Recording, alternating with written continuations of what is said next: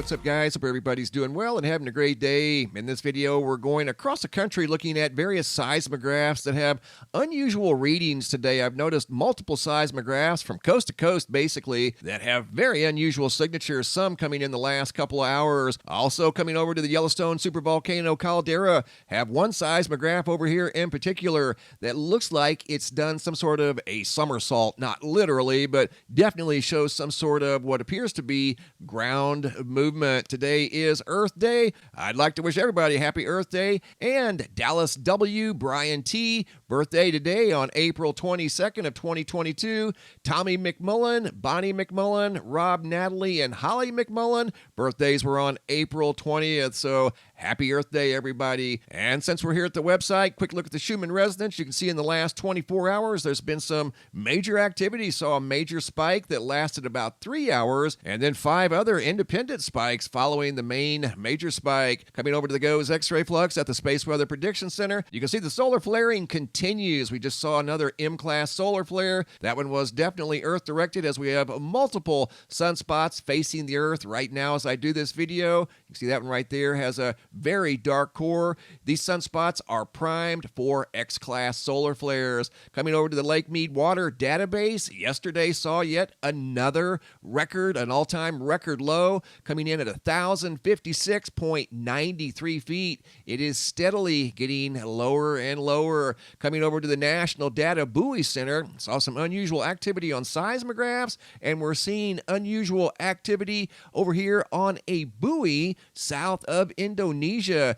As far as I know, there was not any large earthquakes in that area. There was a 5.7 today over in Bosnia, but that's thousands of miles away from this buoy. And you can see the last 24 hours, it shows it did detect something. That's what these red and green lines indicate. However, there's no large earthquakes in this area, at least at the time being. So more than likely that detected something either on the seafloor or maybe it's just some sort of an anomaly. Not quite sure what's going on down here, but this buoy is trying to tell us something. I've seen this buoy in the past, over the years, show up in event mode for reasons unknown. I want to take you guys now over to the Yellowstone supervolcano caldera. The area that we're going to go is up here in the northwestern quadrant, and that would be at the Hebgen Lake seismograph. Back in 1959, there was a very large, in fact, the largest on record, a 7.2 magnitude earthquake with multiple aftershocks in this area where there's a highly unusual seismograph reading that showed up in the last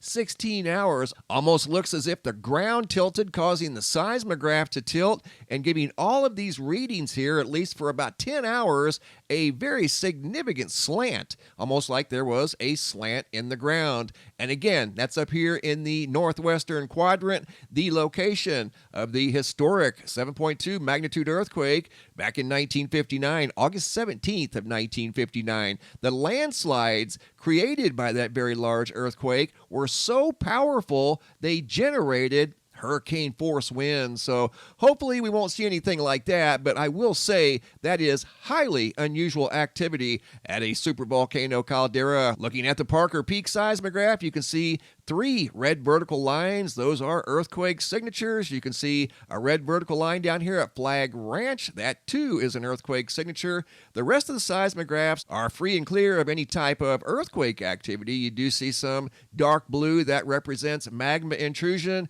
but we're definitely keeping an eye on this seismograph up here at Hebgen Lake. Once again, the location of the largest earthquake ever recorded at the Yellowstone supervolcano caldera. Also in this video, I've got a brand new picture slideshow, new sky phenomena photos sent in from all around the world. CV Skywatcher out of California, some incredible moon rings. Mark B out of North Florida, some sort of a white ring in the daytime sky. Dark ring in the daytime sky sent in by Kimberly G above Lakeland, Florida. How about that? Shannon out of Cedar Grove, Indiana, sent in a collection of photos of some ominous-looking storm clouds. That one there looks like you could almost reach up and touch it. Here's another one that's reaching down towards the ground. Then you've got a intense double-decker rainbow tucked in behind the storm clouds. Mike and Donna out of Easley, South Carolina. Can honestly say I've never seen clouds like that in my entire life. Get a load of that, would you?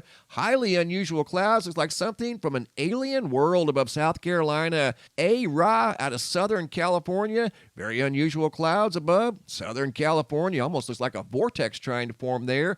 And here, Aaron from Kentucky. Notice what looks like a tornado getting ready to form. Brett out of Omaha, Nebraska. This was a tornado that he captured on his security camera. He also sent in this photo of a lightning strike making contact with the ground, visible from Omaha, Nebraska, going to Springfield, Missouri, TJM. Some very ominous storm clouds above Springfield, Missouri. Jason A. from Fairgrove, Missouri, took photos of the same sky that TJ did above Springfield, Missouri. Those are the same exact clouds on the same exact day, and they don't know each other. Photo here sent in by Rashid M. Not sure of the location, but you're looking at a very rare fog bow. You don't see these very often, and I've had very few pictures of those come in over the years. Moon up close by Mr. Moon Man, using that incredible telescope over there on the left. That looks like a 14-inch Mead that will take you right up close onto the surface of the moon. Get a load of that detail.